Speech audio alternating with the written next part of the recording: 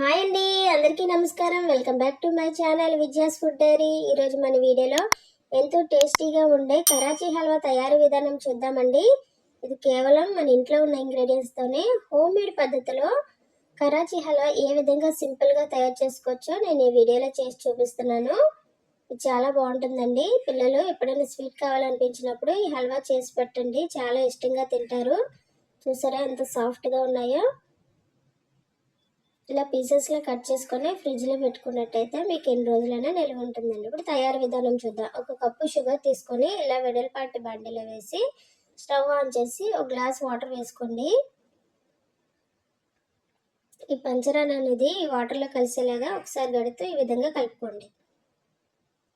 ఇది మరిగేలోపు ఒక బౌల్ తీసుకొని ఒక కప్పు కార్న్ఫ్లోర్ ఈ బౌల్లో వేసుకోండి. ఒక కప్పు షుగర్కి ఒక కప్పు కార్న్ఫ్లోర్ వేసుకోండి. ఒక గ్లాస్ వాటర్ వేసుకోండి.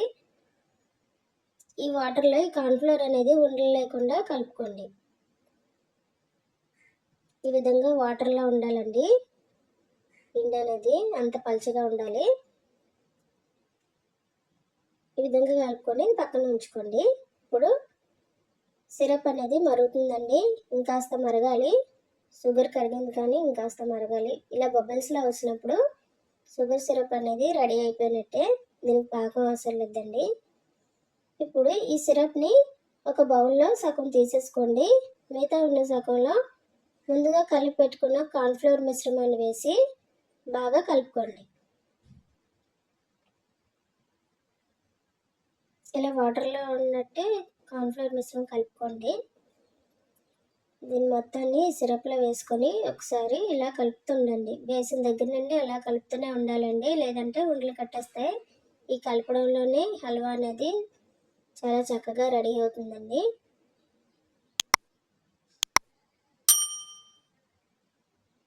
ఉండలు కట్టకుండా ఇలా కలుపుతూ ఉండండి.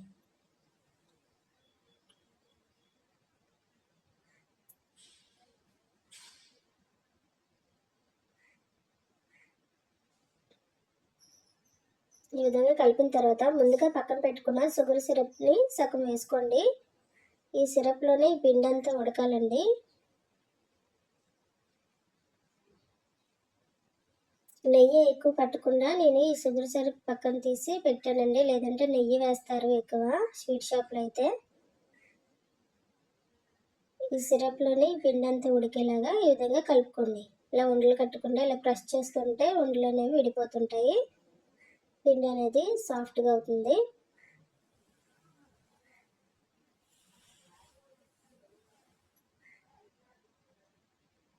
మిగతా ఉన్న సిరప్ని కూడా వేసి మొత్తం పిండిని కలుపుకోండి. ఈ విధంగా మొత్తం కలిపిన తర్వాత పేస్ట్ అనేది ఈ విధంగా రెడీ అవుతుందండి. ఇప్పుడు ఫుడ్ కలర్ ఒక స్పూన్ వాటర్లో చిటికెడు రెడ్ ఫుడ్ కలర్ వేసి కలుపుకొని పక్కన ఉంచుకోండి.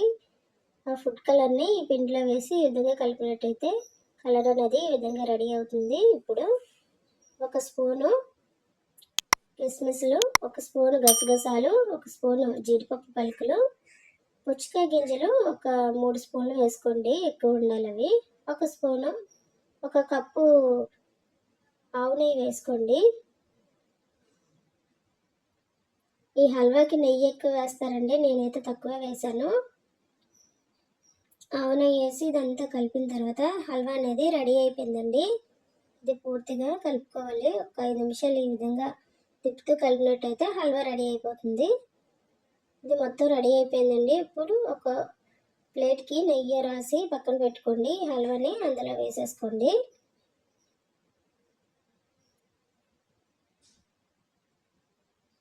ఇది మొత్తం ఈ ప్లేట్ అంతా ఇలా స్ప్రెడ్ చేసుకోండి.